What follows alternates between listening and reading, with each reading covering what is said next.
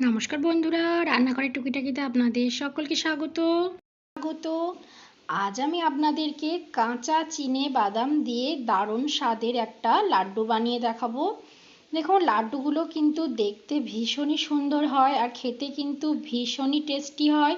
দেখুন, একটা আমি আপনাদের ভেঙে দেখিয়ে দিচ্ছি ভেতরটা কত সুন্দর হয়েছে। তাহলে চলুন দেখে নিন। দেখুন, তার জন্য এখানে আমি কাঁচা চিনে বাদাম নিয়ে নিয়েছি। এরকম বাটির এক বাটি ওজন হিসাবে এখানে 200 গ্রাম চিনে বাদাম আছে। এবার বাদামগুলোকে আমি ড্রাই রোস্ট করে নেব। তার জন্য গ্যাস অন করে একটা ফ্রাই প্যান চাপিয়ে দিয়েছি। এবার এর মধ্যে বাদামগুলোকে আমি নিয়ে নিচ্ছি। এবার গ্যাসের ফ্লেমটা লো টু মিডিয়ামে রেখে বাদামগুলোকে ভেজে নিতে হবে আর অনবরত এইভাবে নাড়াচাড়া করতে থাকতে হবে। দেখুন, মিনিট 5 সময় নিয়ে বাদামগুলোকে আমি খুব ভালোভাবে ভেজে নিয়েছি। বাদামের কালারগুলো কিন্তু চেঞ্জ হয়ে গেছে, দেখলেই আপনারা বুঝতে পারবেন। এর থেকে আর বেশি ভাজবো না। এবার এই বাদামগুলোকে সঙ্গে সঙ্গে একটা অন্য প্লেটে নামিয়ে আমি ঠান্ডা করে নিচ্ছি। দেখুন, বাদামটা ঠান্ডা হয়ে গেছে। এবার হাতের সাহায্যে এইভাবে করে করে আমি বাদামের খোসাগুলো ছাড়িয়ে নেব। বাদামটা সম্পূর্ণ পুরোপুরি ঠান্ডা হয়ে গেলে তবেই কিন্তু খোসাগুলো ভালোভাবে ছাড়বে। গরম অবস্থায় কিন্তু একদমই খোসা ভালোভাবে উঠবে না, তাই বাদামটাকে ভালোভাবে ঠান্ডা করে নিয়ে দেখুন আমি সমস্ত খোসাগুলোকে বাদামের ছাড়িয়ে নিয়েছি। আর একটা দুটোর মধ্যে একটু আধটু খোসা আছে, তাতে কোনো অসুবিধা হবে না। এবার একটা মিক্সির জার নিয়ে নিয়েছি। এর মধ্যে আমি ভেজে রাখা বাদামগুলো নিয়ে নেব। আর অল্প একটু বাদাম দেখুন আমি রেখে দিয়েছি, ওই 1 মুঠো মতন। এবার বাদামগুলোকে আমি শুকনো অবস্থায় গ্রাইন্ড করে নিয়েছি। দেখুন, ঠিক এই রকমভাবে হয়েছে। একটু দানা দানা থাকবে, ঠিক এই রকমভাবেই গুঁড়োটা করে নিতে হবে। এবার যে 1 মুঠো বাদাম আমি রেখে দিয়েছিলাম সেইটাকে দেখুন একটা এরকম ছোট নোড়া করে আমি আধ ভাঙা করে নিয়েছি। দেখুন, ঠিক এই রকমভাবে করে নিয়েছি। আবারও গ্যাস অন করে আমি একটা ফ্রাই প্যান চাপিয়ে দিয়েছি। তার মধ্যে দিয়ে দিচ্ছি চিনি। যতটা পরিমাণে বাদাম নিয়েছি ঠিক ততটাই চিনি দিয়ে দিচ্ছি।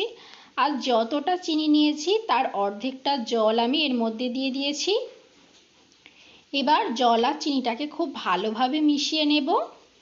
দেখুন, জল আর চিনি কিন্তু খুব ভালোভাবে মিশে গেছে।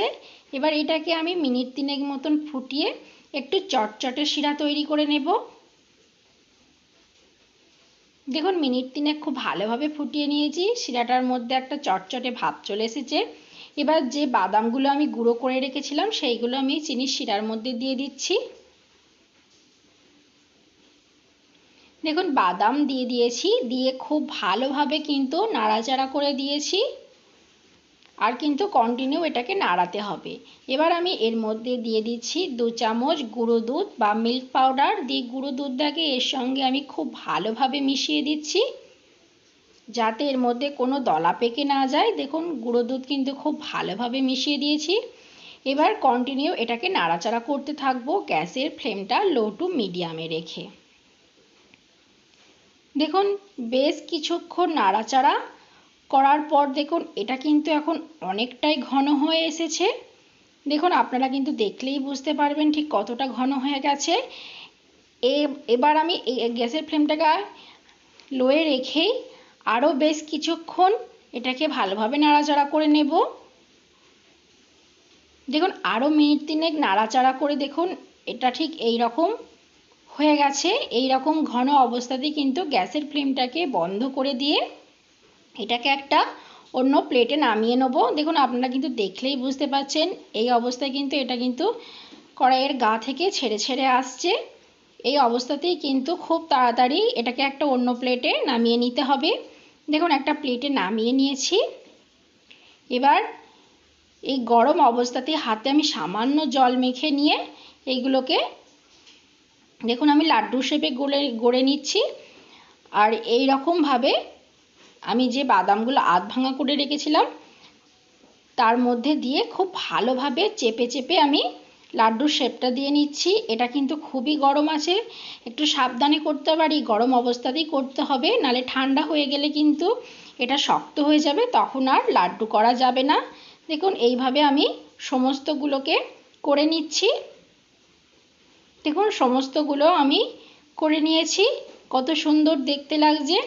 তো বন্ধুরা, আমার এই রেসিপিটা কেমন লাগলো কমেন্টে অবশ্যই জানাবেন। ভিডিওটা ভালো লাগলে একটা লাইক করে চ্যানেলটিকে সাবস্ক্রাইব করে দেবেন। আজকের মতন এই পর্যন্তই, ধন্যবাদ।